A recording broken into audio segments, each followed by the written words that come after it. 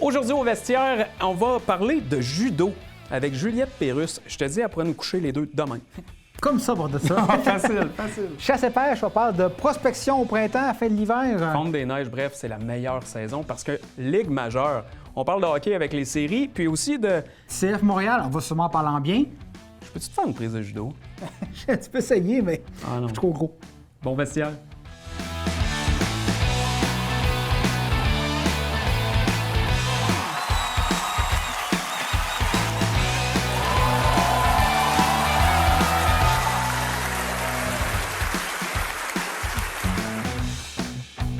Le vestiaire vous est présenté par Hyundai Jean-Roch Thibault et Microbrasserie Charlevoix.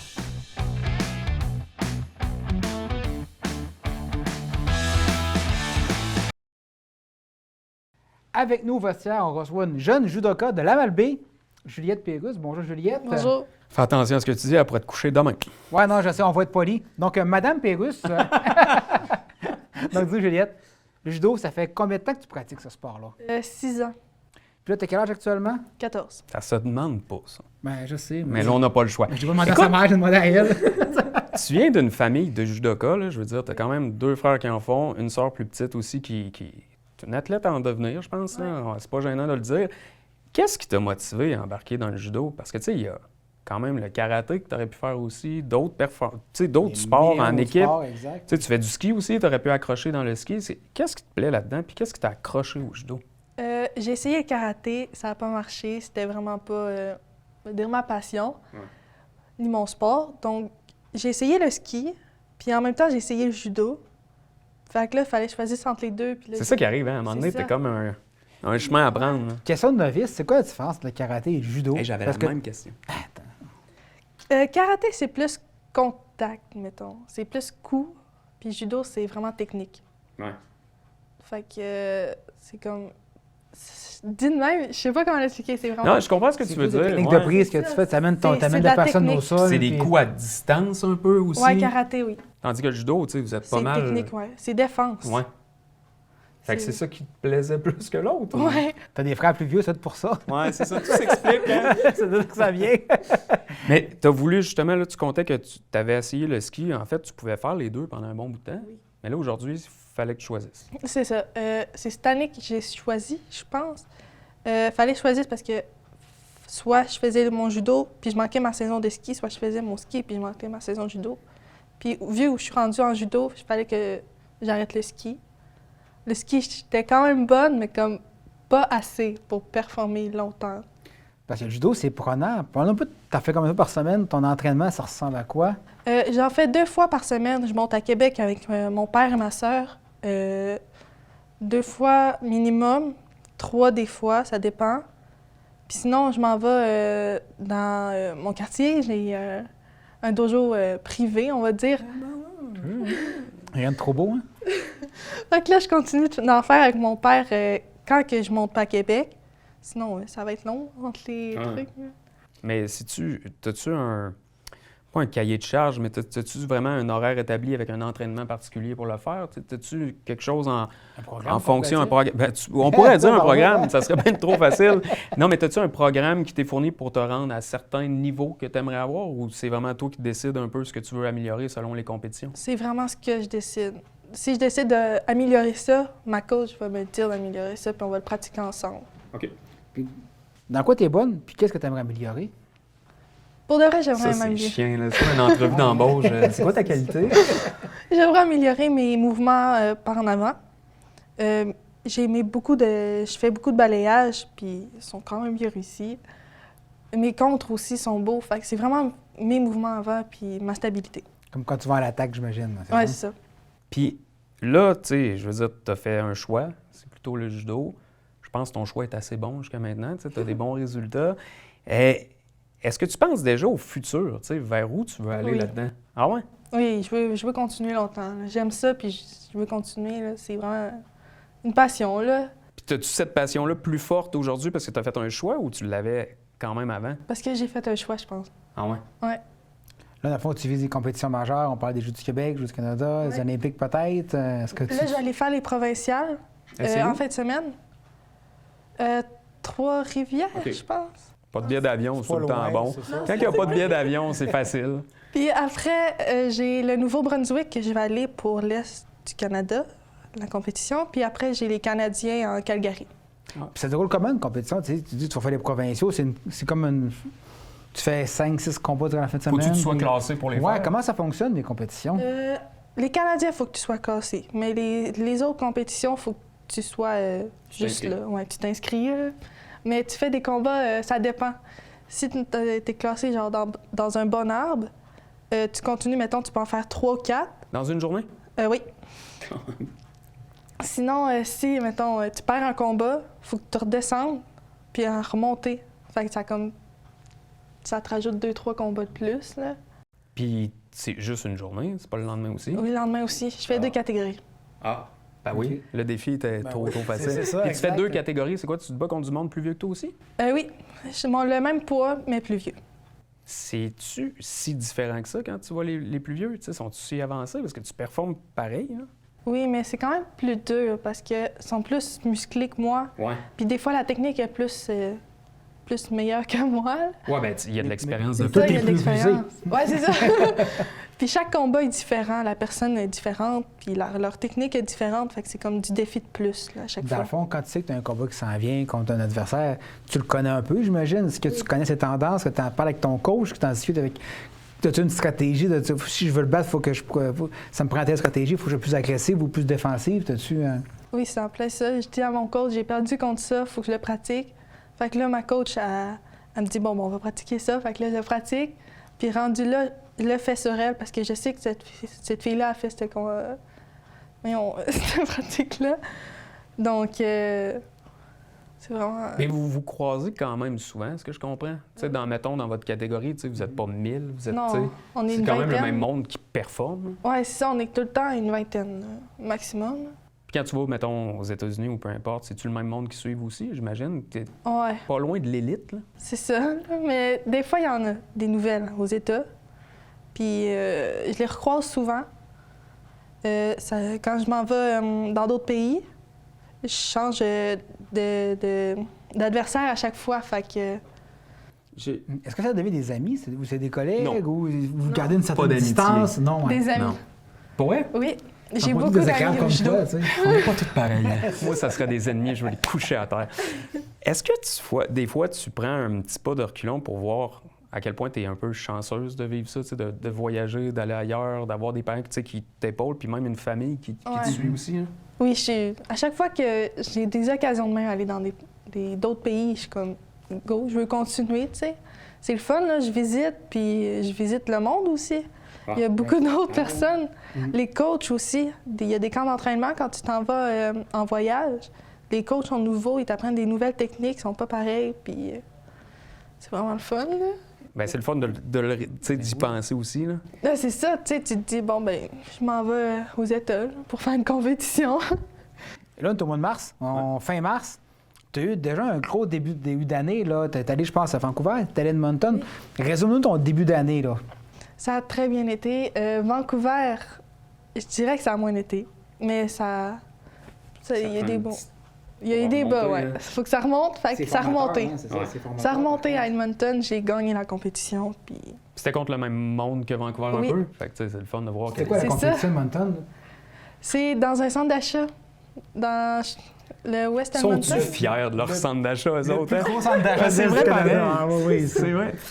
Puis t'as fini ça dans les jeux aquatiques après, là. Oui, pour de vrai, oui. Ils connaissent son centre commercial. On n'est pas sportif, mais dans le shopping, on est bon. Oui, Mais c'était une grosse compétition, là. C'était pas provincial, là. ouais, c'est international. Tu sais, c'est quand même le fun, là. Tu combats, puis il y a du monde qui magasine en même temps, t'es comme... Ah non, pour vrai, c'est sûr, tu sais, on le voit déjà sur les photos, tu sais, il y avait du monde qui regardait autour, là, c'est quand même le fun.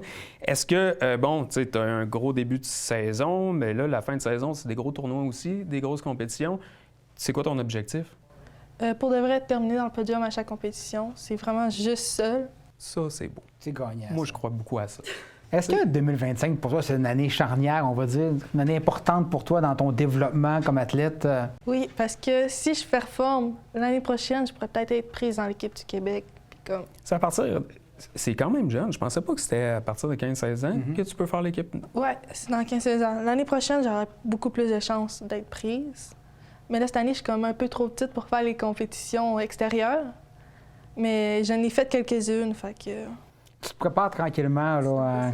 C'est un projet à long terme, là. Fait que là, en terminant, Juliette, d'un, ton attitude est impeccable, tu veux gagner, parfait, on continue là-dessus. Est-ce qu'on peut penser te voir aux Olympiques? Hey, ça serait peut-être notre premier. Oui, hein? Je sais pas. Non, mais t'aimerais ça. Oui, j'aimerais beaucoup ça. On te le souhaite aussi, Comme un d'ailleurs. rêve, oui. là, participer. Si tu y vas, on y va. OK, Ouais, on parfait. t'accompagne. On va c'est débloquer ça. le budget. Ouais. On sait pas c'est où. On va y aller par égal. On va se mouiller aujourd'hui. Juliette, nous serons là avec 2 pancartes. On t'aime, Juliette. Ça te va? Que nous sommes professionnels, hein? Non, mais gars, on va l'encourager. On est dévoués, hein? On y croit. Exactement. Juliette, un gros merci de ta présence. En fait, je vais l'expliquer à la maison, c'est sa deuxième présence, mais c'est la première fois que vous allez le voir parce qu'il y a comme un problème technique. On s'en excuse, mais merci d'avoir pris le temps de venir nous voir. Merci, Juliette. De rien. Merci, Juliette. Merci à vous.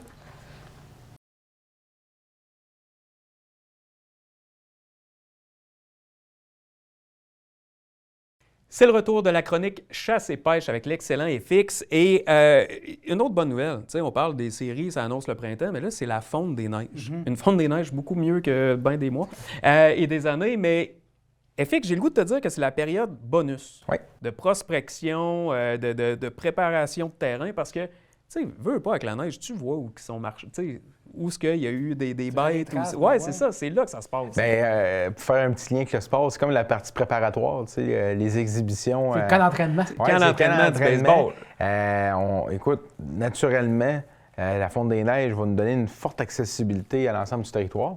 Mais ce qui est plaisant aussi à cette période, c'est que la neige, oui, il y en a, mais juste assez pour utiliser les 4 roues à l'ail ou les motoneiges pour aller sur nos terrains sans perturber les chemins forestiers, exemple, au mois de mai, quand la neige est fondue dans la boîte puis qu'on a un risque de briser les chemins. Tandis que là, il y a assez de neige encore pour se rendre à certains endroits, de faire des dépôts de minéraux, de faire des salines, ou sinon, pour aller faire une prospection en forêt, on est dans la bonne période. C'est-tu le temps idéal pour justement habituer les animaux aux salines puis tout ça? Tu sais, c'est comme des encourager à... Il y en aura tout au long de l'été. Exemple, pour le chevreuil, souvent, on va parler des 2 espèces. Comme là, sur l'illustration, on voit une saline qui est pour l'orignal. Belle saline. Bien, en début de saison, on va commencer par l'orignal. L'importance de faire une saline de bonheur, c'est pour combler les carences alimentaires. Ton bloc que tu vois là, c'est un bloc rouge. Sur l'illustration, c'est un bloc de sel avec de l'iode dedans. Il y a un 2 à 3 d'iode dedans. Ce que ça fait en sorte, c'est que l'iode va combler des carences alimentaires pour la pousse des bois, puis aussi pour la qualité du lait, la lactation.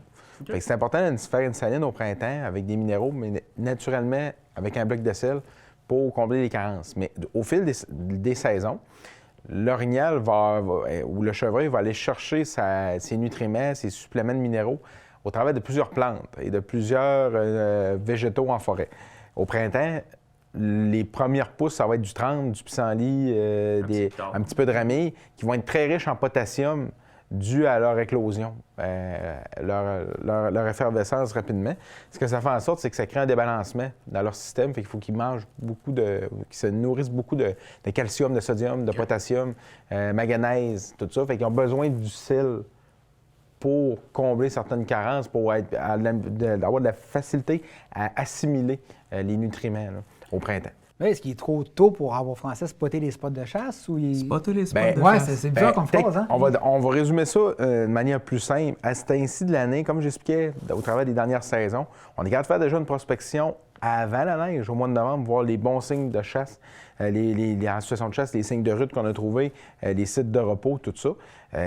Donc, si tu as fait une prospection avant le mois de décembre, puis tu en as fait une au printemps, tu es capable d'identifier les endroits plus chauds parce qu'il va y avoir un énorme trafic en situation de chasse. Fait que souvent, ce que je fais au printemps, je pars avec ma motoneige, avec un toboggan ou un traîneau. Je mets peut-être des caméras de surveillance, je vais m'amener un petit peu de stock pour faire une saline. Puis je vais m'amener aussi peut-être une scie mécanique, je vais faire un petit aménagement. Fait que souvent, bien, je vais essayer de prendre de l'avance parce que la question de transport, la logistique du transport va nuire énormément pour avoir l'efficacité d'une saline. Les salines, c'est de maintenant à aller au mois de juillet qui sont critiques. La saline va avoir un impact énormément, comme je disais, pour combler les carences, puis pour la pousse des bois, puis la lactation des femelles. C'est important d'avoir des minéraux tôt au printemps, parce que l'hiver a été difficile. Il n'y a pas beaucoup de nutriments dans l'écorce, dans les bourgeons. Il n'y a pas beaucoup de vitamines, de protéines, de minéraux. Fait que là, à cet ainsi de l'année, ça va être important d'aller déposer du sel à vos endroits de chasse. Puis ça va aider aussi à les fidéliser à votre territoire de chasse, puis habituer les familles et les veaux à rester dans le secteur. Si on a un bon emplacement de saline, ça va les garder là tout au long de l'année jusqu'à la période d'accouplement. Comme là, ici, sur l'illustration, j'ajoute même au sol un petit peu de sel, mais du soufre aussi. Le soufre est très important. Il va combler des carences au niveau du sang, puis aussi, il va aider à nettoyer les plaies avec les tiques au niveau des pattes, dans le bout. Souvent, les moustiques, puis les graphiques avec la glace ou la pluie verglaçante qui s'est fait au fil de l'hiver. Ouais. Les animaux vont souvent être appelés à être blessés. Donc, je vais mettre du soufre au printemps dans la vase, vraiment, pour combler ces carences-là, puis ça va nettoyer vraiment leurs plaies. Là.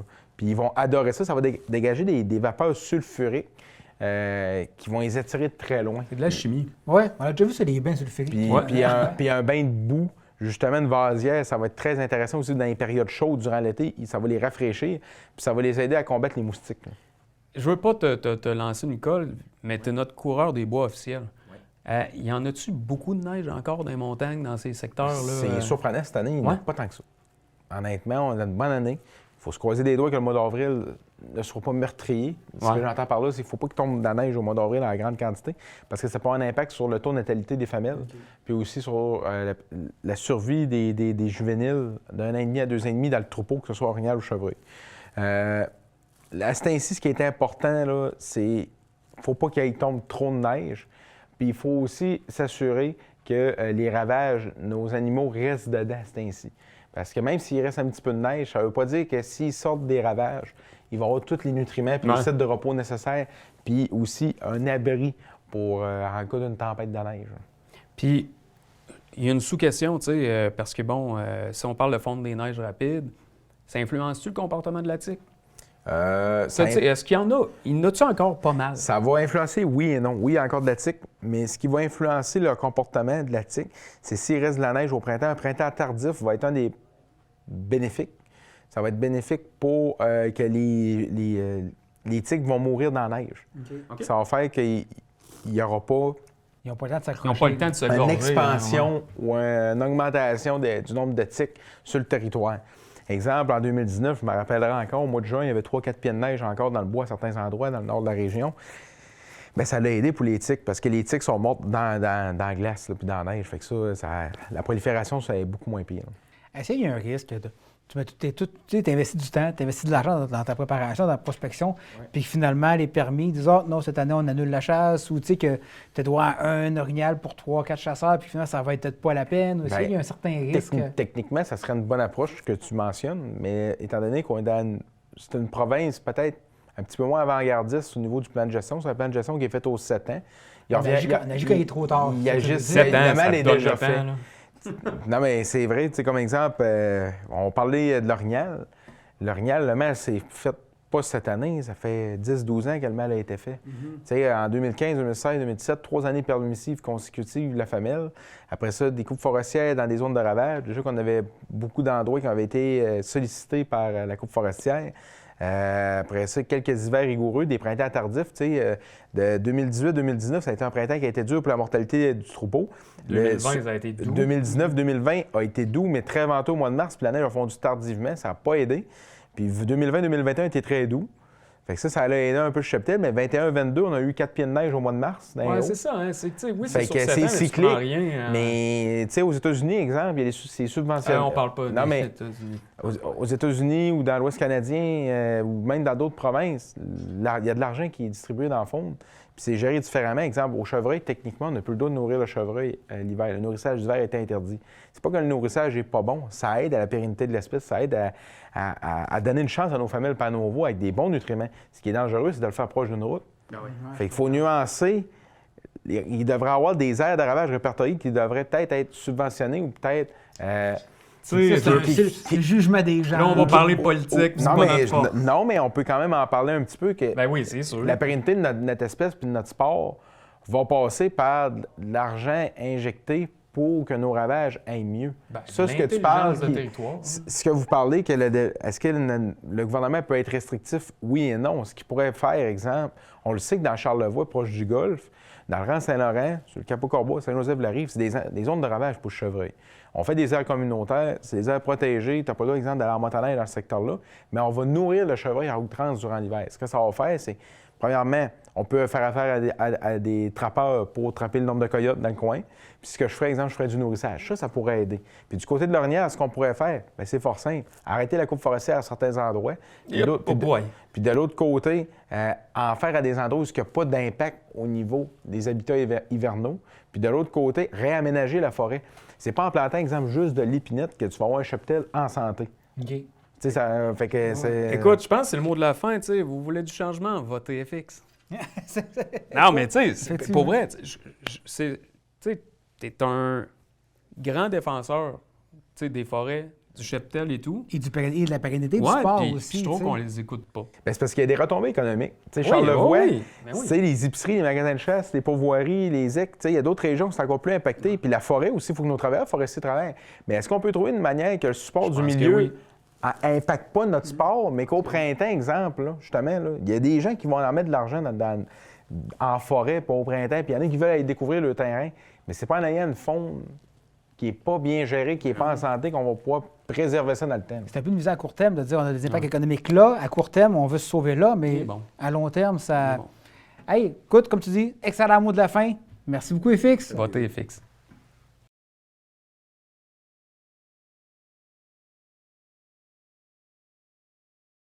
Sport majeur maintenant. À mon tour, Philippe, de t'offrir mes sympathies pour les Bruins de Boston et l'échange de Brad Marchand. Un autre. Écoute, non, ouais, on tient à toi.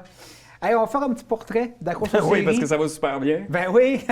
Commencer par une équipe. Les Bruins, on les tasse. Ben, on peut les tasser, Non, mais tu sais, je veux juste te dire que je pensais avoir atteint le bas fond, mais non.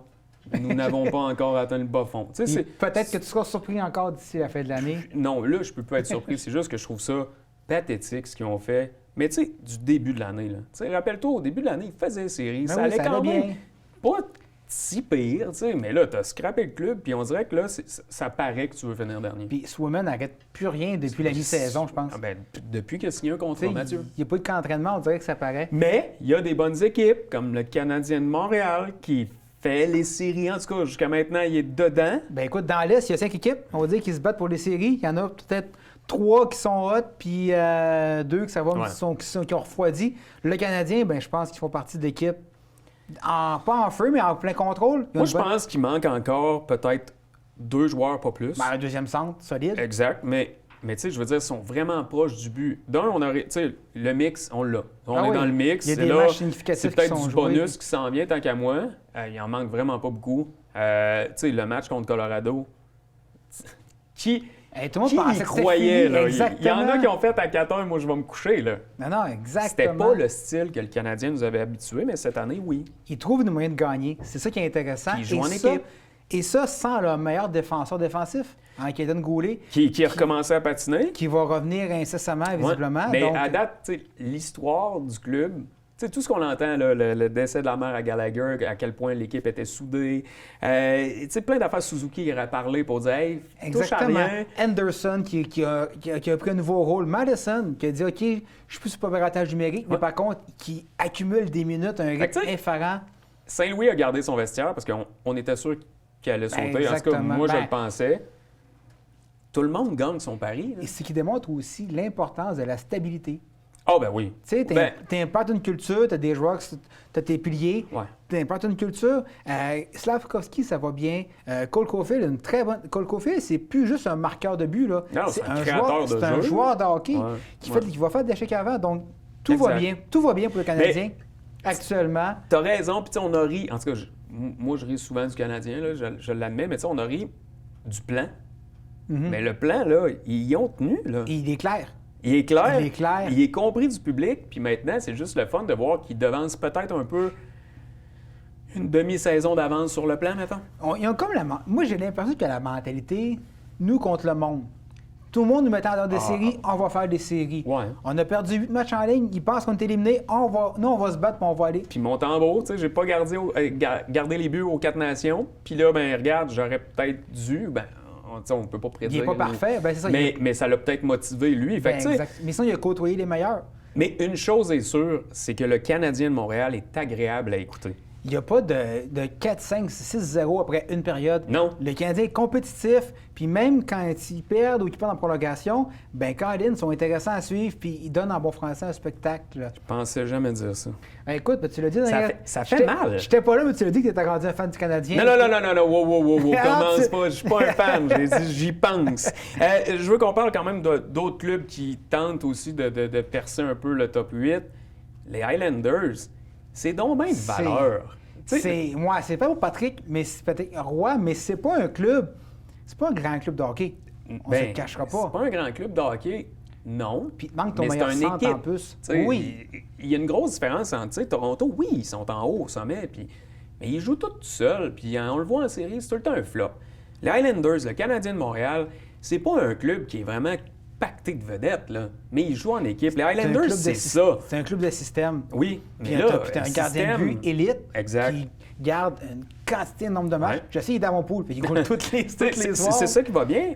Patrick Roy, il faut lui donner qu'il fait un job incroyable avec ce qu'il y a, là. Il n'y a pas eu d'aide, pas en tout. Puis il te manque ton meilleur centre. Ben, ton c'est ça, premier j'allais centre, dire. Barzal en plus.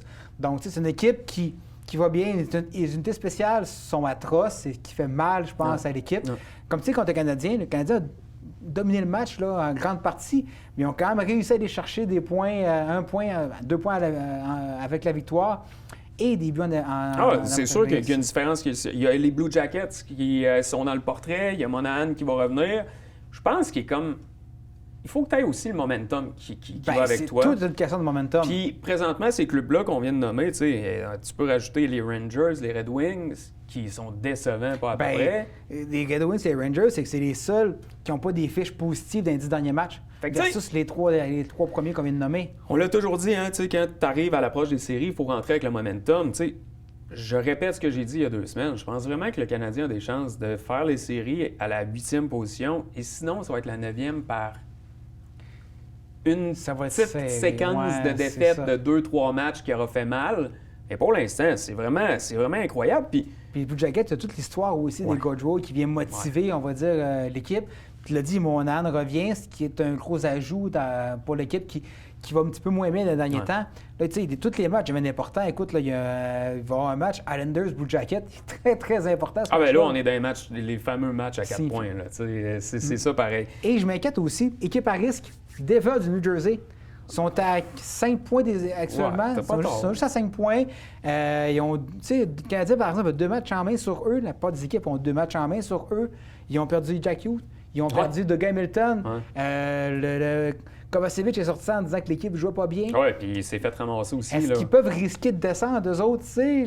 Oui, mais ils ont l'équipe quand même capable pour d'arrêter l'hémorragie, mais tu sais, c'est là que ça compte. C'est exactement. Mais tu as quand même perdu ton meilleur défenseur. Un de tes meilleurs défenseurs et ton meilleur centre. Donc, à suivre. Dans l'Ouest. Ça se résume à 4 équipes. C'est ça, pareil. Blues, Flames, Canucks, Utah. La seule bonne nouvelle là-dedans, c'est que je pense pas me tromper qu'il y a un club qui fait pas les séries à date canadien. Je pense que c'était Calgary qui n'était pas sur la ligne de... Ouais, Calgary et Vancouver sont sur la ligne. Là. Moi, là, je pense à ça depuis le début. Là. Imagine que tous les clubs canadiens sont là, plus l'intensité de ce qui se passe politiquement. Ça se peut qu'on ait des 4 nations de temps en temps, là, vraiment des vraies guerres. Là, j'ai hâte de voir ce que ça va donner. Je crois beaucoup à cette intensité-là du Canada qui veut absolument gagner, et des Canadiens, mais... En même temps, il y a des Américains. J'ai hâte de voir. Ça va être un beau bordel. Ça fait partie du momentum puis de l'histoire, en guillemets, qui s'écrit. Oui. Tu prends tous les éléments. Exact. Écoute, ce qui est drôle, c'est que dans l'Est, il y a pas juste 4 équipes qui font pas les séries. Dans l'Est, c'est ce qui n'est pas beaucoup. Là. Non. Tu as Buffalo qui est pratiquement éliminé, Flyers. Eux sont bons pour s'éliminer. Boston, Pittsburgh sont encore techniquement dans la course. C'est ça qui est. Une course à reculons. Versus dans l'Ouest, c'est beaucoup moins serré. Mais c'est de même tout le temps. Ça fait 4-5 ans à peu près que, tu sais, c'est à 1 point que tu fais pas les séries. Bien, c'est ça qui est intéressant. C'est ça. Mais par contre, il y a toujours le format des séries qu'on pourrait discuter. Là, là on va se concentrer sur... On se concentre sur le Walker. On s'en reparlera dans 2 semaines. Sinon, Mathieu, j'en ris, puis c'est pas drôle. On va terminer avec ça, mais encore un entraîneur de congédié pour le CF Montréal. C'est le 11e depuis 2012. 11e entraîneur de Nadel. On n'arrête pas 2012. de rire, moi, plutôt, depuis le début du vestiaire. Tu sais, ça va être quoi ou quand la prochaine bourde? Je te l'avais demandé. Mais écoute, faisons la genèse, OK? Oui, encore une fois. On je fait la t'écoute. genèse. Olivier Renard Oui, a embauché Laurent Courtois. oui, Avait interviewé Marco Donadel. oui. Mais là, les frères, c'est plutôt embaucher Marco Donadel, ça, pour cet automne, cet hiver. C'était un signe annonciateur que Laurent Courtois n'aurait pas une longue corde avec lui. Là, c'était l'homme d'Olivier Renard. Là, les Saputo ont amené leur homme en disant « T'es sur la corde raide, mon Laurent. » Finalement, départ de ce début de saison catastrophique. Ouais, mais Il n'y a pas d'autre mot. qui va vouloir être l'entraîneur du FC Montréal à partir d'aujourd'hui? OK, Donadel Ben, est là, il Donadel, était dans il l'organisation, est par mais il est par intérim. intérim. Puis tu sais, il n'a pas eu le poste numéro 1, puis là, on est dans la chenoute, viens à mon homme. Qui va vouloir venir après? Est-ce que tu penses vraiment que Donadel va rester là pendant 5 saisons? On lui souhaite. Ben, On le je souhaite. mais c'est impossible. Tu sais, même à ça, on prend impossible. le moins. On va revenir tantôt au plan, là. Mais écoute, Ils n'ont pas de plan. là, Saputo, il a placé Gabriel Gervais. Il a placé ses deux Pauvre gars petit à gars. direction sportive. Il vient de placer son entraîneur. À un moment donné, là, je pense qu'il a repris le contrôle là, de son club, en Ben oui, guillemets. il va chercher des joueurs aussi. Mais ben, ça, c'est l'autre affaire. Tu sais, c'est bien beau de vouloir des joueurs, mais à chaque fois qu'il est payant, il tu sais, transfert, on encaisse l'argent, puis on repart à zéro. C'est le même tout le temps, Le l'Impact. Canadien a dit... Même nous, là, l'Impact, c'était bien mieux que le FC Montréal. écoute, le Canadien a dit, on vide le club, on va terminer dernier, on va repêcher, on fait une reconstruction. On a un plan de match. L'Impact, là, ils n'en ont pas de plan. Oui, mais une reconstruction au hockey versus une reconstruction au soccer canadien, là, ça entend que c'est l'argent qui parle. Ben c'est parce que l'autre affaire, C'est un transfert sur le 16. c'est là. parce que l'Impact se définit comme un club formateur. Oui, mais Mais aujourd'hui, Gabriel Gervais, à point de presse, disent qu'il vise le trophée. Mais tu peux pas avoir les deux. Dès que tes joueurs c'est deviennent impossible. bons, tu les C'est vends. impossible de faire Donc ça. là, est-ce que c'est un club qui est condamné à être aéré dans les bas-fonds? Y a-tu... Ben, honnêtement, là, si tu veux faire ça, là, je te jure qu'à Montréal, là, ça va être vide. Ben, y le a stade pas une culture le stade assez va forte. se viser. Ben non. C'est impossible. Mais, C'est des décisions écoute, de clown à chaque fois, ce club-là. À mes yeux, c'est le dernier test de crédibilité de la famille Saputo. Parce que là, comme je te disais, T'es ils généreux. viennent, tu sais, il a placé Gervais, il a placé ses gars. Là, ils viennent placer son entraîneur. À un moment donné, est-ce que le public va abandonner? Est-ce que, tu sais, il y a Ben, la crédibilité du club. Je comprends même pas pourquoi il n'a pas abandonné déjà le public. C'est la seule équipe à MLS qui n'a pas de club école. Ben, normal, ils jouent tous pour le grand Tu club. sais, donc là, écoute. Ils n'ont c'est- personne en dessous, personne ne veut s'en... Tu sais, c'est... Chouanière, là, il est toujours bien sur Team Canada. Il n'était pas assez absolument. bon pour l'Impact, voyons. Puis moi, c'est l'Impact. Ouais. Moi, ça va rester l'Impact parce que dans ce temps-là, au moins, c'était crédible. Puis dans ce temps-là, ils gagnaient. Le FC Montréal, à date, là, à part avoir changé de nom, là, pas Ils ont fait leur non, ils ont preuve pas jusqu'à gagné maintenant. grand-chose. Tu sais, c'est un club qui progresse Ça me pas. choque. Écoute, t'as pas de stabilité. Si tu progresses pas, T'as tu pas de tournes gros en nom, rond. t'as rien d'impressionnant. Dès que tu amènes des têtes fortes, ben, ils se pognent immédiatement avec Saputo cassés. ou avec Gabriel Gervais. Tu sais, Courtois, c'était pas facile, ces relations non plus. Il s'est Ben, pogné puis avec des Courtois, joueurs. il va être engagé dans une semaine par un autre club. Probablement. Ils ont tu sais. tous fait ça.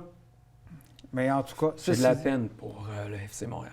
Ah, écoute, on leur souhaite le meilleur, mais... Ben, c'est impossible, Mathieu. Il va y avoir un scandale dans 2 semaines.